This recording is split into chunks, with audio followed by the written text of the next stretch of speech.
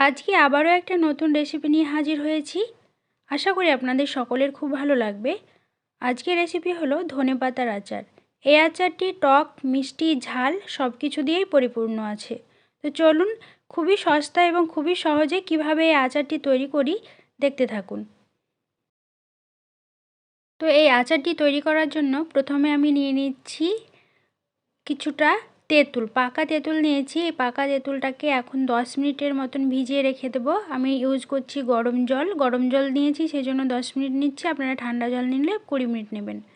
তো 10 মিনিট পরে খুব ভালোভাবে এই তেঁতুল গোলা জলটি, মানে জলসহ তেঁতুলটাকে খুব ভালোভাবে একটু ম্যাশ করে নিতে হবে।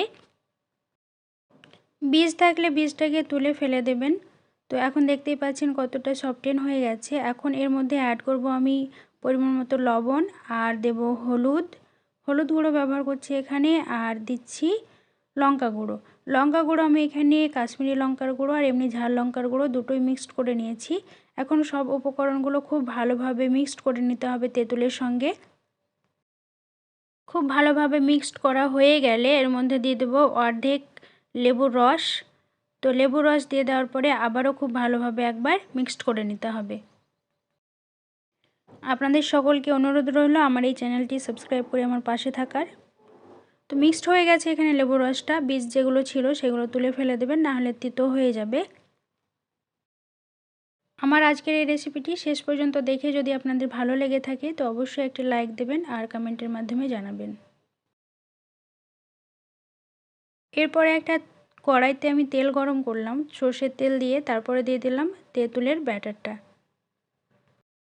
এখন খুব ভালোভাবে একটু নাড়াচাড়া করে নিতে হবে।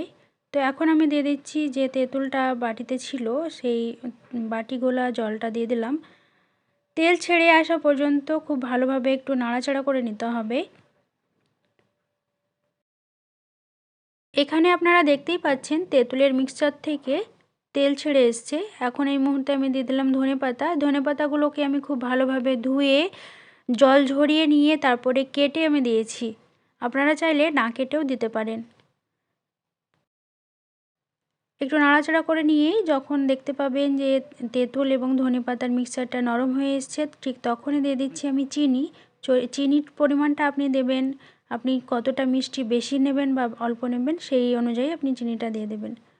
দেখতেই পাচ্ছেন অনেকটাই নরম হয়ে এসছে এবং খুব ভালোভাবে তেঁতুল এবং ধনেপাতা মিক্সড হয়ে এসছে। এখন এই যে মিক্সচারটা আছে সেটা ঠান্ডা করে মিক্সির বোলে ভরে আমি এটাকে পেস্ট করে নেব একটা।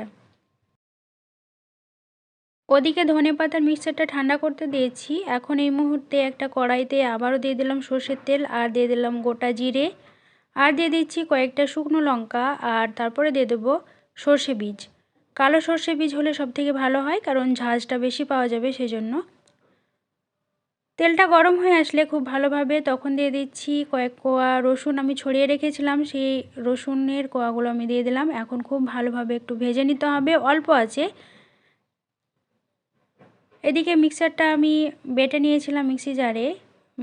তো এখন আমি সেই বেটে নেওয়া ধনেপাতার মিক্সারের মধ্যে আমি গরম তেলটা ঢেলে দিচ্ছি। গরম তেলটা দিয়ে দেওয়ার পরে আবারও খুব ভালোভাবে মিশিয়ে নিতে হবে। আমি এখানে অল্প পরিমাণে করেছি, আপনারা অনেক দিন পর্যন্ত সংরক্ষণ করতে চাইলে বেশি পরিমাণে করতে পারেন। এই আচারটা টক, মিষ্টি, ঝাল সব রকমই খেতে লাগবে, তাই গরম গরম ভাতের সঙ্গে পরিবেশন করলে খুবই সুন্দর স্বাদ পাবেন। আশা করছি রেসিপিটি আপনাদের ভালো লেগেছে। ধন্যবাদ।